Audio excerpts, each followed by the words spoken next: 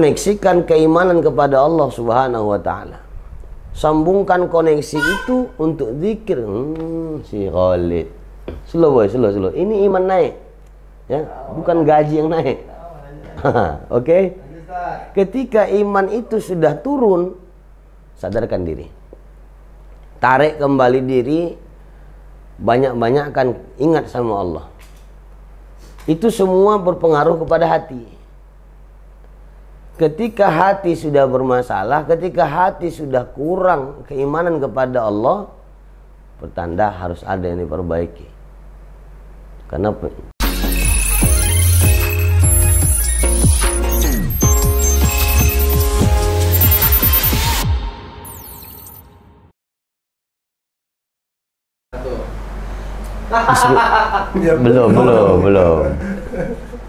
Bismillahirrahmanirrahim.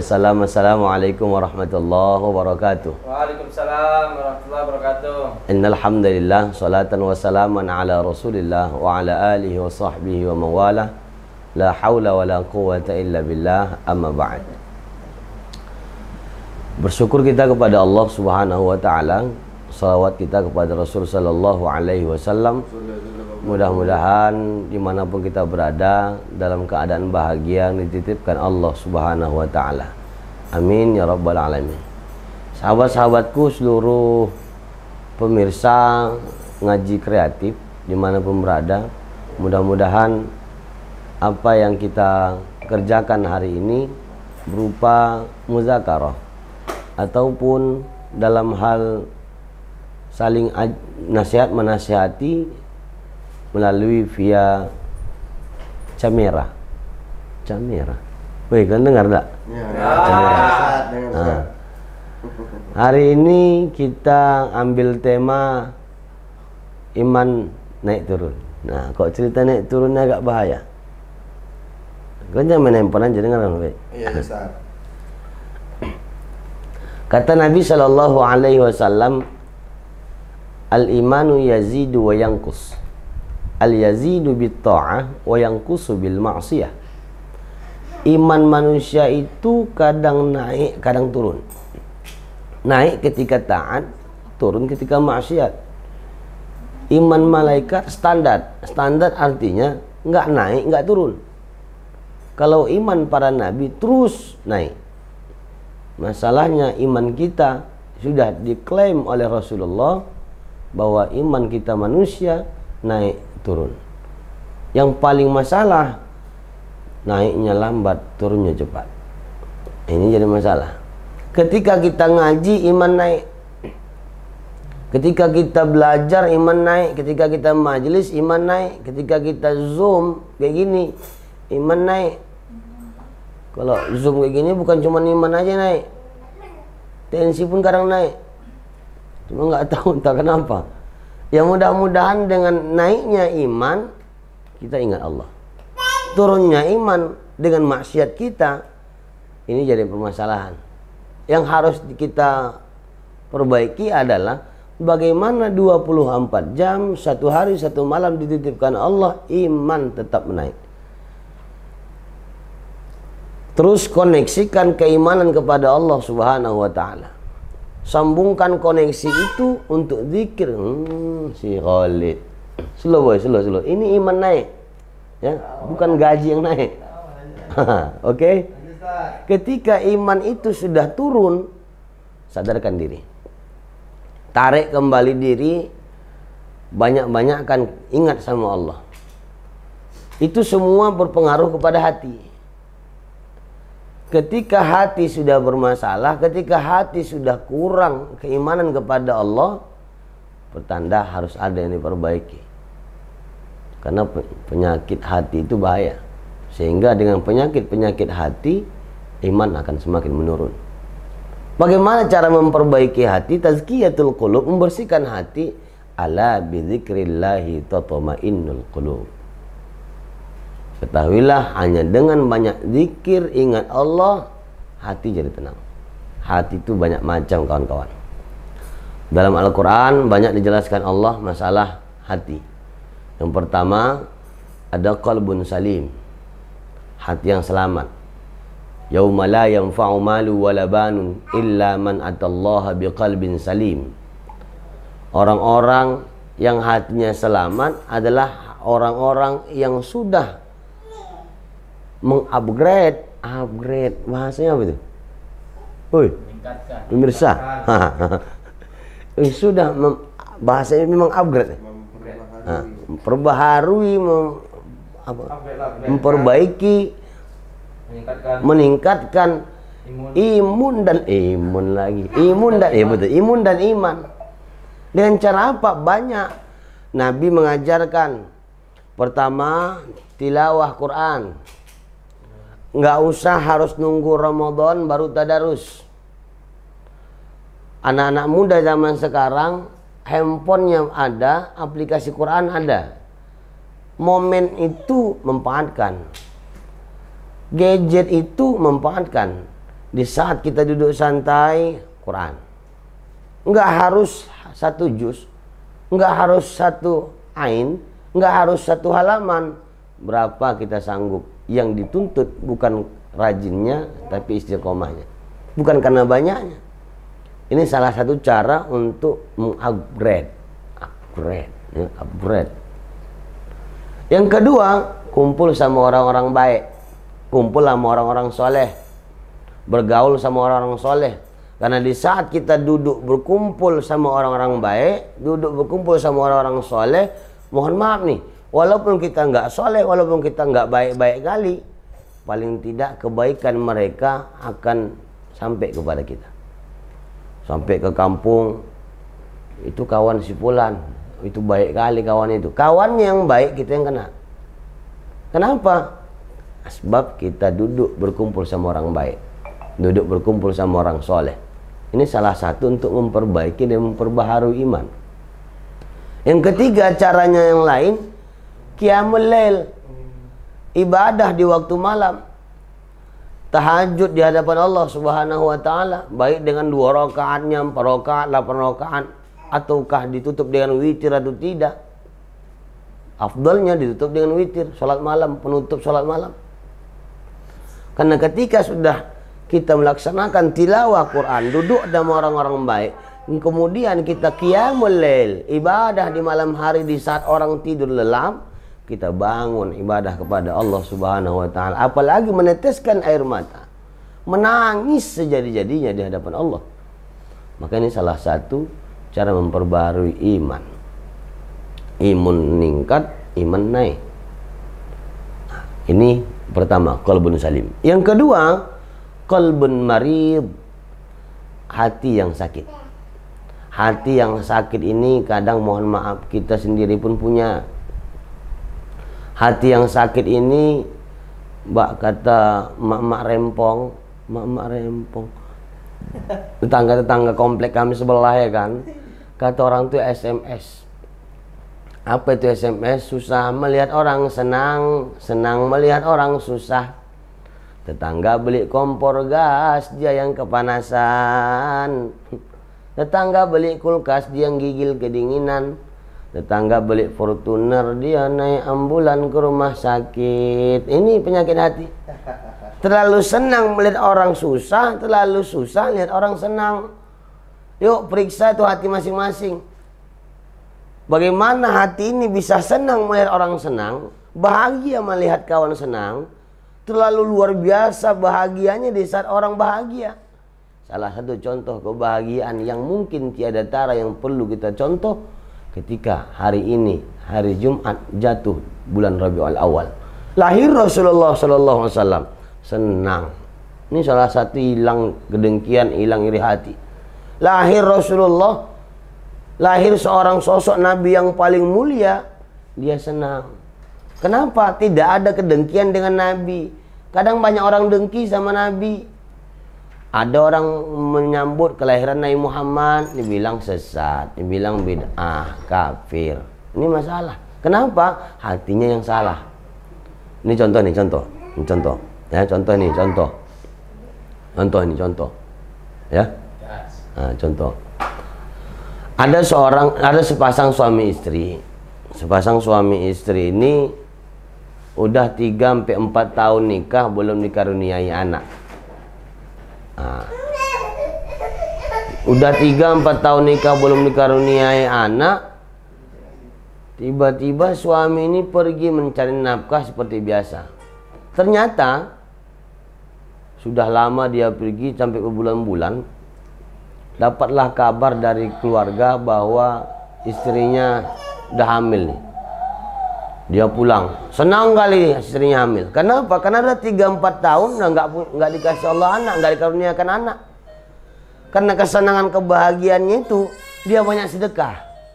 Banyak sedekah, banyak ibadah, makin luar biasa meningkat ibadahnya. Sebagai wasilah nih, penyambung hidayah. Pendek cerita, tepat pada waktu yang ditentukan, anak itu lahir. Padahal dia sedang di luar.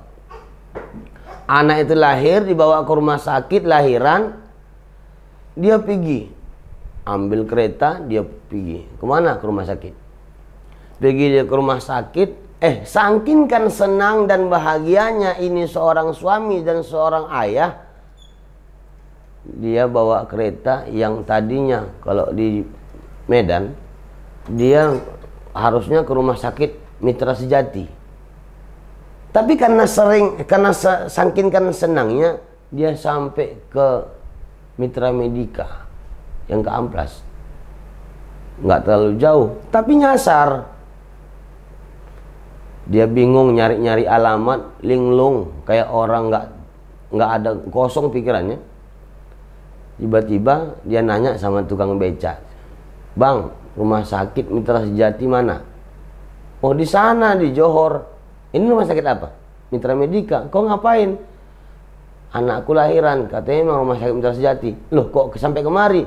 "Nggak tahu aku, Bang. Bingung aku, main gas aja, tarik aja terus gas kereta itu sampai kemari aku." Pertanyaannya, apakah tukang beca itu berhak mengatakan seorang bapak yang nyasar itu gila? Tidak. Kenapa? Karena saking kan bahagia dan senangnya, dia nggak tahu mau kemana.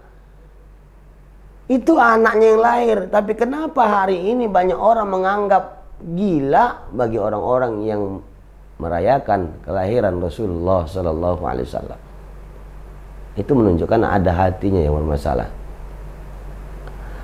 Dari hati yang sakit itu muncul penyakit-penyakit yang sangat luar biasa, sehingga iman itu sulit untuk naik.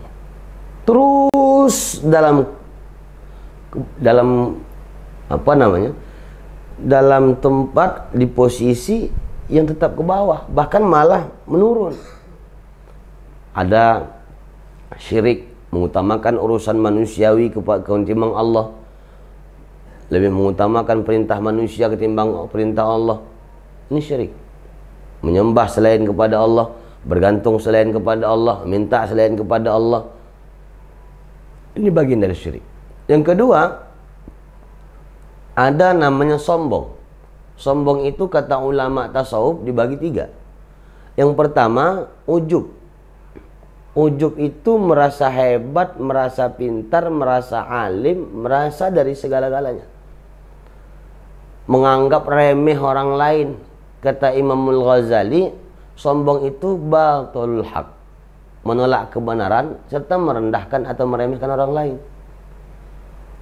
Dia nganggap orang yang memang mentang-mentang nggak sekolahan, mentang-mentang nggak paham kitab turos, kitab kuning, mentang-mentang dia nggak pesantren, diremehkan dan direndahkan. Jangan sepele sama orang. Allah yang bolak-balik hati manusia. Ketika sudah meningkat semakin tajam kesombongan melalui ujub ini, naik level kesombongan jadi level 2, yaitu sum'ah. Apa itu sum'ah? Membicarakan ibadah-ibadah kita sama orang lain padahal orang nggak butuh. Banyak itu. Merasa ketika ibadah ini diceritakan sama orang lain, disampaikan sama orang lain, dia akan mendapatkan pujian. Ini bagian dari sombong level 2. Masuk level ketiga, takabur. Ini adalah sifatnya setan, iblis. Yang ketika Allah Subhanahu wa taala menciptakan Nabi Allah Adam alaihissalatu wassalam dalam surga, Allah perintahkan seluruh malaikat untuk sujud kepada Nabi Allah Adam. Dan pada saat itu iblis ada. Yang lebih dahsyatnya lagi, iblis pada saat itu komando para malaikat. Jibril, Mikail, Israfil, dan malaikat-malaikat lainnya itu di bawah komando iblis. Iblis pada saat itu namanya Azazil. Azazil, bukan iblis.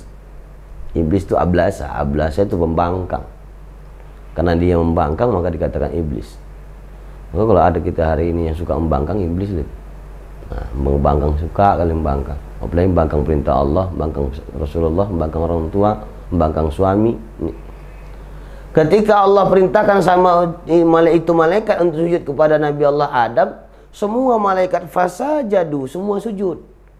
Illa iblis, kecuali yang membangkang. Siapa yang membangkang? Azazil. Quran surah Al-A'raf menjelaskan, Allah bertanya sama iblis, iblis, kenapa kau tak mau sujud sama Adam?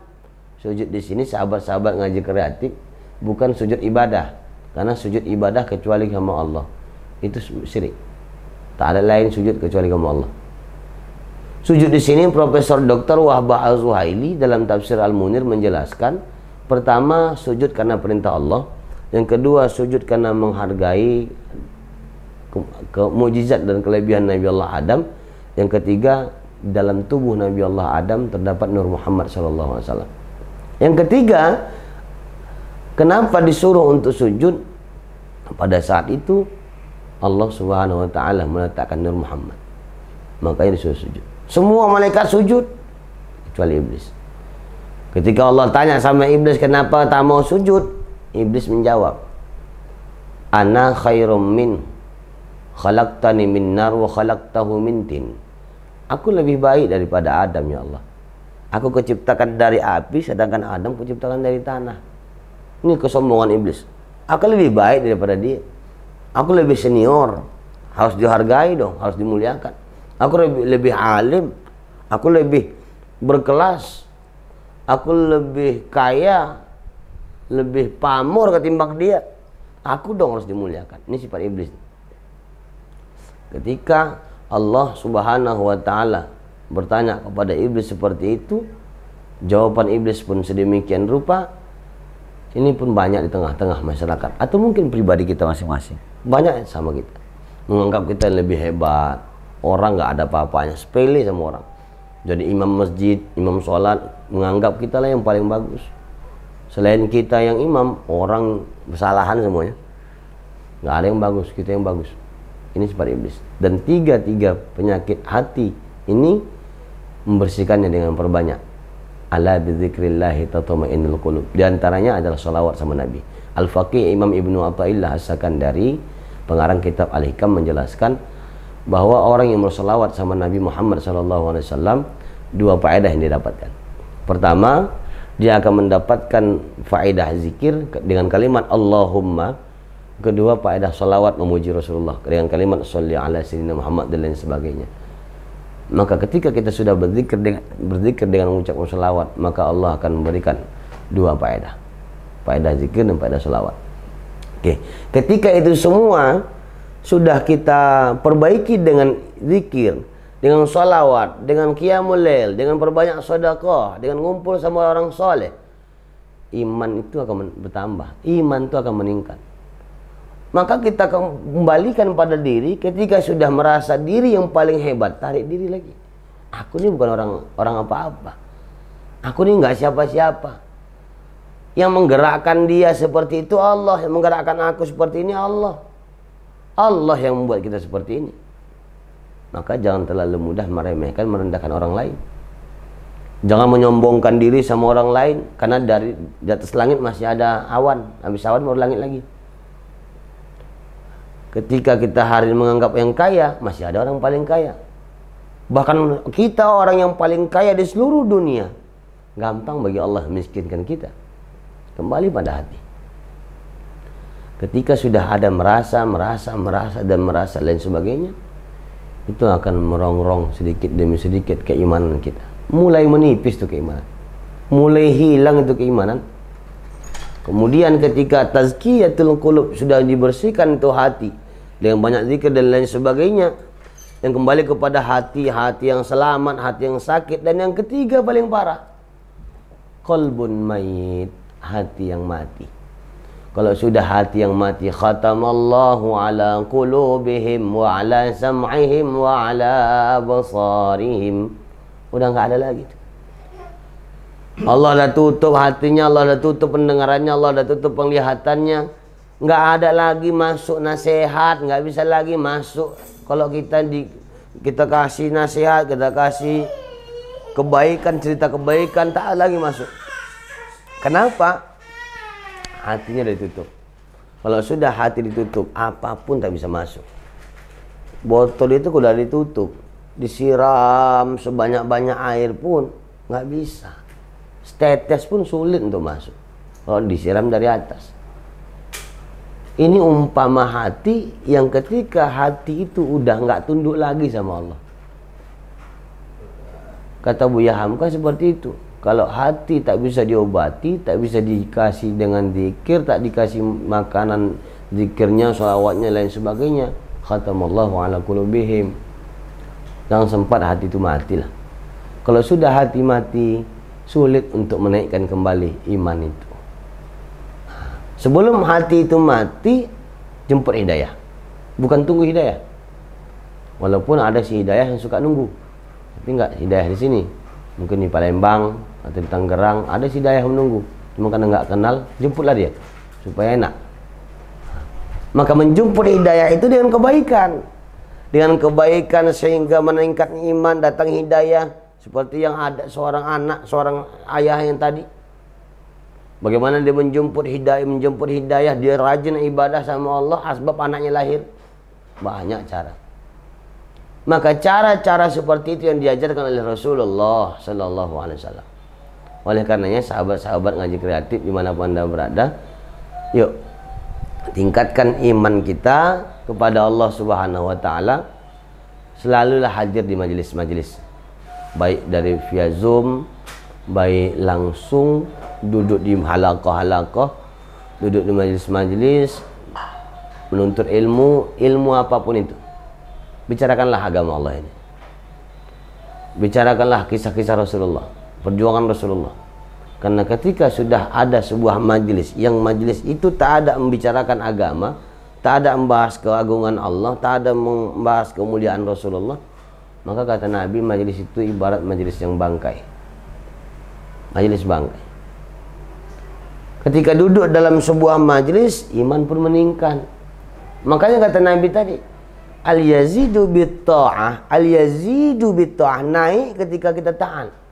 Ketika kita dekat sama Allah, ketika kita zikir, ketika kita salat, ketika kita saum, ketika kita sedekah, ketika kita ngaji, ketika kita ngumpul, ketika kita duduk sama orang saleh, itu meningkat. Lantas ketika sudah bubar dari majelis, bagaimana agar iman ini tidak sampai yangkus, menurun? Karena wa yangkusu bil ma'siyah, turunnya iman asbab maksiat. Jagalah diri kita 24 jam, hindari bermaksiat kepada Allah Subhanahu wa taala. Jangan kita remeh dengan dosa kecil. Tidak dikatakan dosa itu kecil kalau terus-menerus dilakukan. Tidak juga dikatakan dosa itu besar kalau setiap kali dia berdosa dia langsung minta ampun sama Allah. Aku teringat dengan ungkapan aktor film India dulu, Akshay Kumar. Katanya orang alim itu punya masa lalu, orang bejat masih punya harapan masa depan. Ini adalah motivasi bagi kita untuk tidak mengklaim orang lain sehingga iman akan menjadi turun.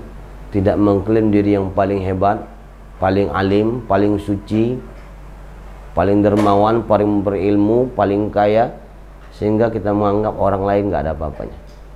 Iman pun semakin turun. Maka stabilkan itu iman dengan memperbanyak ibadah-ibadah wajib dan ibadah-ibadah sunnah. Duduk di halaqah-halaqah, majelis-majelis, dengarkan pengajian-pengajian, ceramah-ceramah. Nggak bisa hadir, mungkin lagi kerja, buka YouTube, buka ngaji kreatif, ada ceramah-ceramah, buka ceramah ustaz-ustaz kita, ada Ustaz Somad, Ustaz Hidayat, dan ustaz-ustaz lainnya. Maka dengan itu semua bisa menetral antara yang baik dengan tidak. Ketika menetralisir itu bisa terjadi, maka upgrade keimanan akan langsung bisa dibuat. Insya Allah apapun yang hari ini menjadi problem kita, menjadi polemik dalam kehidupan kita yang mungkin mengakibatkan turunnya iman kepada Allah Subhanahu wa taala, yuk saya mengajak kepada kita semua, kembalikan itu, balikkan lagi sama Allah, balikkan lagi dengan kebaikan, terus tebar kebaikan. Walau kebaikan itu sedikit, yakinlah kebaikan itu akan menjadi magnet untuk kebaikan-kebaikan lain. Jangan berharap dapat pujian, jangan berharap dapat balasan imbalan dari orang yang kita berbuat baik, tapi yakinlah Allah akan menyiapkan orang terbaik untuk berbuat baik kepada kita yang sudah berbuat baik. Udahlah ya, lama-lama kali nggak boleh kayak kan. Nah, lama-lama pernah ceramah Zoom nih, pikir orang terdengar, tidurnya orang takut awak. Ya kan weh? Nah, udahlah, dari Medan, salam buat kita semua, sehat selalu, jaga iman, jaga imun, tetap koordinasi dengan wifi-nya Allah Subhanahu wa taala dengan memperbanyak zikir kepada Allah Subhanahu wa taala, salawat sama Rasulullah sallallahu alaihi wasallam, maka koneksi itu akan nyambung terus. Karena ketika sudah nyambung koneksinya, mau upload, mau install, mau download, mau apa lagi? Mau posting apapun bisa. Kenapa? Karena sudah connect. Tapi kalau sudah banyak pun paket, jaringan nggak nyambung, ada pun wifi tapi tak bisa connect, apain pun tak bisa. Yang ngetik-ngetik lah, ngetik-ngetik, nggak ada kerjaan. Ini menunjukkan orang yang ketika hatinya nggak nyambung sama Allah Subhanahu wa taala, nggak connect sama Allah Subhanahu wa taala, tak ada lagi yang bisa dibuat kecuali hanya menyesali diri sendiri. Saya Bukhari Al-Hafiz mengundurkan diri buat kita semua. Salam untuk kita semua, sehat selalu. Terima kasih segala perhatian, mohon maaf atas segala kehilafan. Jangan lupa oke, jangan lupa minum. Assalamualaikum warahmatullahi wabarakatuh.